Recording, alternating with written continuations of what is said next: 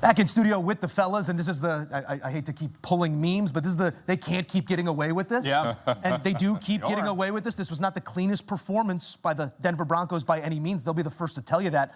But they find a way, and that's all important. How did they find a way in this one? Again, you're not going against this Houston Texans defense.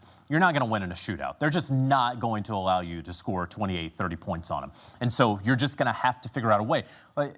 Bo Nix, again, Sean Payton, again, they are masters of game management, what we have seen so far. You have to give them credit. I know a lot of folks are going to say, oh, man, they've gotten lucky.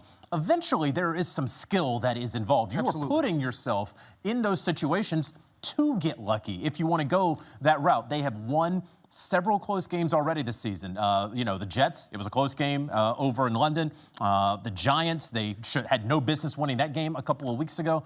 They do it here in Houston, getting that big victory. Credit to them. And again, trade deadline. They're going to look to add, okay?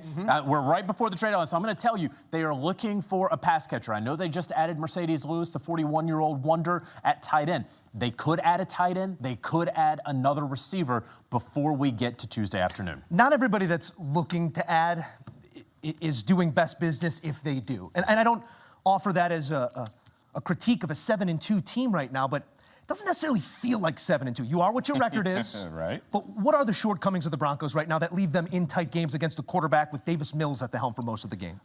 Oh, that's a tough question because they're 7-2, Musso. Do you know how hard it is to win football games in the National Football League? Be blessed by 7-2. Week after week after week. I mean, going back to your earlier question, how did they win this game today? Well, guess what? They held Houston to 3 for 17 on third down. They sacked the quarterback 4 times. So regardless of the lack of explosiveness, the lack of sexiness of this offense and Sean Payton and Bo Nix, whenever you've got a quarterback and a head coach, like you said, who have perfected the art of managing a football game, then you've got a defense with Nick Benito, Pat Surtain, guys like that who are going to have an impact on the game. Clearly, like the stats I just read, you're going to have a fighting chance in any game, and that's exactly what they're doing. That's how they keep winning. We sort of knew the good on good in this matchup was defense, and defense, 2 of the top units in the league, and you're going to get a final score like this.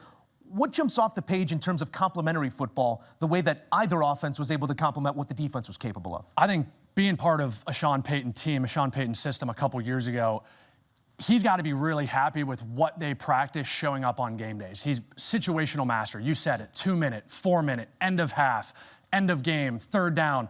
Basically, all of Friday practices when I was part of the Denver Broncos were hitting these situational games. Sean Payton has been here before. He's done it.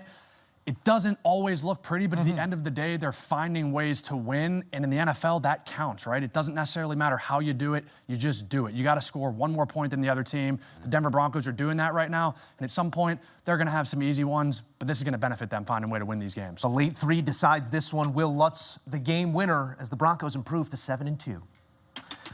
Look at some numbers coming out of this one. It's certainly not how you start. Bo Nix looking for that finish, 17 of his final 30 after a spotty start, and we're going to want even better than that. But $170, 2 touchdowns, and no giveaways.